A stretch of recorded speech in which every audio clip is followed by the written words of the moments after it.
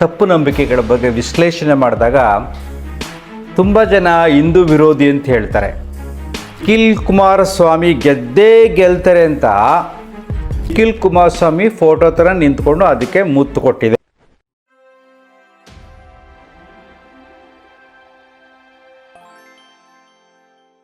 ಪ್ರಧಾನಮಂತ್ರಿ ರಾಹುಲ್ ಗಾಂಧಿ ಆಗ್ತಾರ, ಮೋದಿ ಅವತ್ತು ಕೂಡ ನರೇಂದ್ರ ಮೋದಿ ಫೋಟೋ ಹತ್ರ ಹೋಗಿ ನಿಂತ್ಕೊಂತು ನೇರವಾಗಿ ನಿಖಿಲ್ ಕುಮಾರಸ್ವಾಮಿ ಫೋಟೋ ಇದೆ, ಅಲ್ಲಿ ಹೋಗಿ ನಿಂತ್ಕೊಂಡಿದೆ. ನಮಸ್ಕಾರ ಸ್ನೇಹಿತರೆ, ನಾನು ನನ್ನ ಜೀವನಾನುಭವದಲ್ಲಿ ಈ ಮೌಢ್ಯಗಳ ಬಗ್ಗೆ, ನಂಬಿಕೆಗಳ ಬಗ್ಗೆ, ತಪ್ಪು ನಂಬಿಕೆಗಳ ಬಗ್ಗೆ ವಿಶ್ಲೇಷಣೆ ಮಾಡಿದಾಗ ತುಂಬ ಜನ ಹಿಂದೂ ವಿರೋಧಿ ಅಂತ ಹೇಳ್ತಾರೆ ಅಥವಾ ತುಂಬ ಏನೇನೋ ಕೆಟ್ಟದಾಗೆಲ್ಲ ಮಾತಾಡ್ತಾರೆ.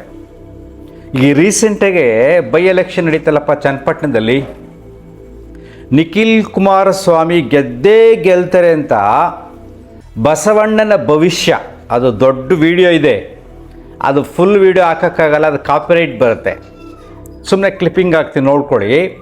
ಆ ವಿಡಿಯೋದಲ್ಲಿ ಎಷ್ಟು ಸೊಗಸಾಗಿ ಹೇಳಿದ್ದಾರೆ ಅಂದರೆ, ಅವರು ಇದೇ ಥರ ಎಪಿಸೋಡ್ಗಳು ಮಾಡಿದ್ದಾರೆ. ಆ ಬಸವಣ್ಣನ ಇಟ್ಕೊಂಡು ಮೋದಿ ಗೆಲ್ತಾರ, ರಾಹುಲ್ ಗಾಂಧಿ ಗೆಲ್ತಾರ ಅಂತ ಮಾಡಿದ್ವಿ. ಅವತ್ತು ಕೂಡ ನರೇಂದ್ರ ಮೋದಿ ಫೋಟೋ ಹತ್ರ ಹೋಗಿ ನಿಂತ್ಕೊಂತು ಆಗ ಬಸವಣ್ಣ ಹೇಳಿದೆ ಮೋದಿ ಗೆಲ್ತಾರೆ ಅಂತ. ಅದು ಆಂಧ್ರದಲ್ಲಿ ಎಲೆಕ್ಷನ್ ನಡೆದಾಗ ಚನ್ನಪಟ್ಟಣದಲ್ಲಿ ಬಸವಣ್ಣನ ಇಟ್ಕೊಂಡು ಎಪಿಸೋಡ್ ಮಾಡಿದ್ದಾರೆ ಅವ್ರು. ನೋಡಿ, ಅಂದರೆ ದೇವರು ಎಲ್ಲ ಕಡೆ ಇದೆ, ಅಷ್ಟೊಂದು ಅದ್ಭುತವಾದ ಶಕ್ತಿ ಇದೆ ಆ ಬಸವಣ್ಣನಿಗೆ ಅಂದ್ಬಿಟ್ಟು ಮಾಡಿದ್ದಾರೆ. ಆವಾಗ ಚಂದ್ರಬಾಬು ನಾಯ್ಡು ಗೆಲ್ತಾರೆ ಅಂತ ಎಪಿಸೋಡ್ ಮಾಡಿ ಹಾಕಿದ್ದಾರೆ. ಮತ್ತೆ ಆಂಧ್ರ ಪ್ರದೇಶದಲ್ಲಿ ಚಂದ್ರಬಾಬು ನಾಯ್ಡು ಸಿಎಂ ಆಗ್ತಾರ, ವೈಎಸ್ ಜಗನ್ ಆಗ್ತಾರ ಅಂತ ಹೇಳಿದ್ವಿ. ಅವತ್ತು ಕೂಡ ಚಂದ್ರಬಾಬು ನಾಯ್ಡು ಹತ್ರ ಹೋಗಿ ನಿಂತ್ಕೊಂತು ಪವನ್ ಕಲ್ಯಾಣ್ ಬಗ್ಗೆನೂ ಮಾಡಾಕಿದ್ದಾರೆ. ಸೊ ಈಗ ನಿಖಿಲ್ ಕುಮಾರಸ್ವಾಮಿ ಗೆಲ್ತಾರ ಇಲ್ವಾ ಅನ್ನೋದ್ರ ಬಗ್ಗೆ ಆ ವಿಡಿಯೋ ಮಾಡಾಕಿದ್ದಾರೆ. ಒಂದು ಕಡೆ ಒಂದು ಮರದಲ್ಲಿ ಯೋಗೇಶ್ವರ್ ಫೋಟೋ ಹಾಕ್ಬಿಟ್ಟು ಅಲ್ಲಿ ಬಾಳೆಹಣ್ಣು ಕಟ್ಟಿದ್ದಾರೆ. ಇನ್ನೊಂದು ಮರದಲ್ಲಿ ನಿಖಿಲ್ ಕುಮಾರಸ್ವಾಮಿ ಅವರ ಫೋಟೋ ಇಟ್ಟು ಬಿಟ್ಟಿದ್ದಾರೆ ಖಾಲಿ. ಈಗ ಬಸವಣ್ಣನ ಹತ್ರ ಪ್ರಾರ್ಥನೆ ಮಾಡ್ತಾರೆ, ಯಾರು ಗೆಲ್ತಾರೆ ನೀನು ಅಲ್ಲೋಗಿ ನಿಂತ್ಕೋ ಫೋಟೋ ಹತ್ರ ಅಂತ. ಆಗ ಬಸವಣ್ಣ ಏನು ಮಾಡ್ತಾರೆ, ಮೊದಲನೇ ಸಾರಿ ನಿಖಿಲ್ ಕುಮಾರಸ್ವಾಮಿಗೆ ಹೋಗುತ್ತೆ. ಆದರೆ ಬಾಳೆಹಣ್ಣು ಕಟ್ಟಿರ್ತಾರಲ್ಲ ಯೋಗೇಶ್ವರ್ ಫೋಟೋ, ಅಲ್ಲಿಗೆ ಹೋಗೋದೇ ಇಲ್ಲ. ಪುನಃ ಅದು ಹಿಂದ್ಗಡೆ ಕರ್ಕೊಂಡು ಇನ್ನೊಂದು ಸಾರಿ ಬಿಡ್ತಾರೆ. ಇದೇ ಥರ 4 ಸಾರಿ ಆ ಬಸವಣ್ಣ ಹೋಗಿ, ಅಂದರೆ ಎತ್ತು ಹೋಗಿ ನಿಖಿಲ್ ಕುಮಾರಸ್ವಾಮಿ ಫೋಟೋ ಥರ ನಿಂತ್ಕೊಂಡು ಅದಕ್ಕೆ ಮುತ್ತು ಕೊಟ್ಟಿದೆ. ಆಗ ಎಲ್ಲರಿಗೂ ಆಶ್ಚರ್ಯ ಆಗುತ್ತೆ, ಯಾಕಂದ್ರೆ ಮೊದಲೆಲ್ಲ ಹೇಳಿದಾರಲ್ಲ ಅವರು. ಈಗ ಆ ನಿಖಿಲ್ ಕುಮಾರಸ್ವಾಮಿ ಗೆಲ್ತಾರೆ ಅಂತ ಬಸವಣ್ಣ ಹೇಳ್ದಾಗ ಯಾಕೆ ಗೆದ್ದಿಲ್ಲ ಯೋಚನೆ ಮಾಡಿ ನೋಡಿ. ಈಗ ಆ ವಿಡಿಯೋಗಳೆಲ್ಲ ನೋಡಿ, ಮೋದಿಯವ್ರ ವಿಡಿಯೋ ನೋಡಿ, ಚಂದ್ರಬಾಬು ವಿಡಿಯೋ ನೋಡಿ, ಪವನ್ ಕಲ್ಯಾಣ್ ವಿಡಿಯೋ ನೋಡಿ, ನಿಖಿಲ್ ಕುಮಾರಸ್ವಾಮಿ ಅವ್ರ ವಿಡಿಯೋಗಳು ನೋಡಿ, ಈ ಬಸವಣ್ಣನ ಪವಾಡಗಳು ನೋಡಿ. ಸುತ್ತಮುತ್ತ ಚನ್ನಪಟ್ಟಣ, ಮಂಡ್ಯ ಅಲ್ಲಿ ಇಲ್ಲಿ ಎಲ್ಲ ಬಸವಣ್ಣ ಅವರ ಅಹೋಳಿ ಜಾಸ್ತಿ ಆಗಿದೆ. ಎಲ್ಲ ದೇವಸ್ಥಾನಗಳು ಬಸವಣ್ಣನ ಇಟ್ಕೊಂಡು ಜ್ಯೋತಿಷ್ಯ ಹೇಳಿಸೋದು, ಅದೇನೇನೋ ಮಾಡೋದು, ಪೂಜೆ ಪುನಸ್ಕಾರ ಮಾಡೋದು, ಜಾತ್ರೆ ಮಾಡೋದು ತುಂಬ ಮಾಡ್ತಾಯಿದ್ದಾರೆ. ಅದೆಲ್ಲ ಟ್ರೈನ್ ಅಪ್ ಮಾಡಿಬಿಟ್ಟಿರ್ತಾರೆ ಅವಕ್ಕೆ.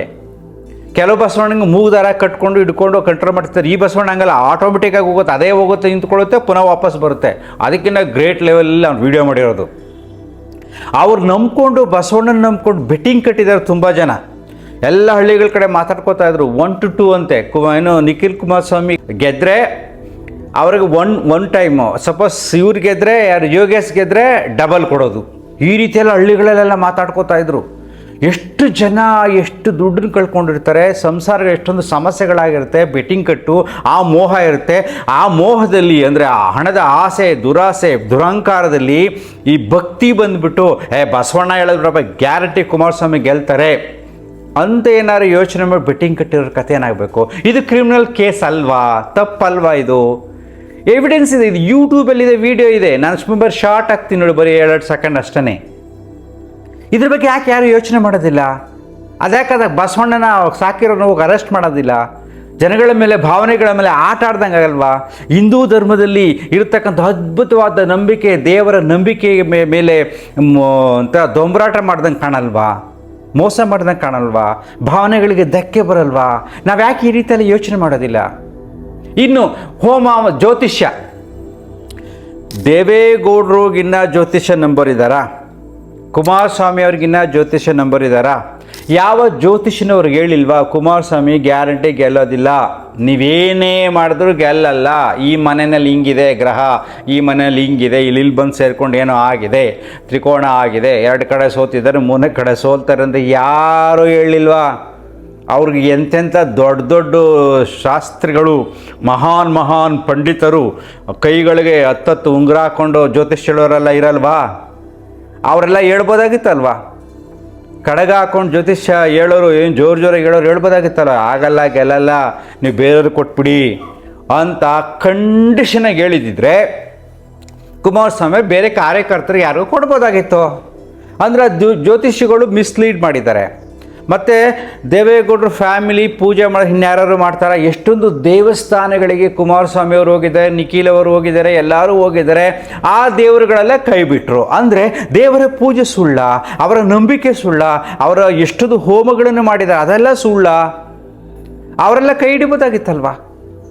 ನಾನು ಯಾಕೆ ಹೇಳ್ತೀನಿ, ಇದಕ್ಕೆಲ್ಲ ಯಾವುದೂ ಸಂಬಂಧ ಇಲ್ಲ.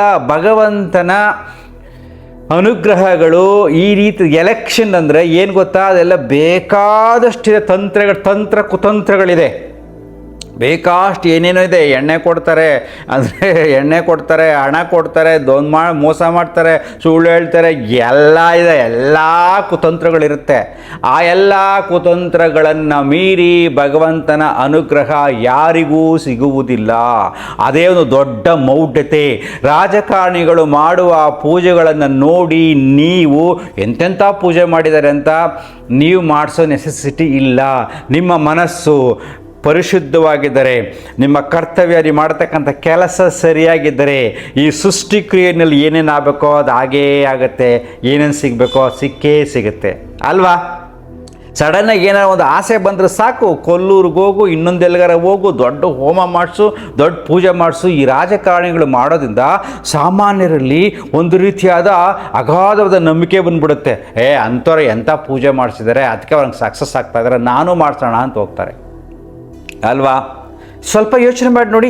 ಈ ವಿಶ್ಲೇಷಣೆಯನ್ನು ಕೊಡೋದಕ್ಕೋಸ್ಕರ ನಾನು ಈ ವಿಡಿಯೋನು ಮಾಡಿದೆ. ಎಷ್ಟೊಂದು ಸುಳ್ಳುಗಳು ಅಲ್ವಾ? ಎಷ್ಟೊಂದು ದೇವಸ್ಥಾನಗಳಿಗೆ ಹೋಗಿದ್ದಾರೆ. ಹಂಗಾರೆ ಆ ದೇವರೆಲ್ಲ ಯಾಕೆ ಕೈ ಬಿಟ್ಟರು? ಹಾಸನಾಂಬೆಗೆಲ್ಲ ಹೋಗಿದ್ರಲ್ವಾ? ಅದು ಪವರ್ಫುಲ್ ದೇವರಲ್ವಾ?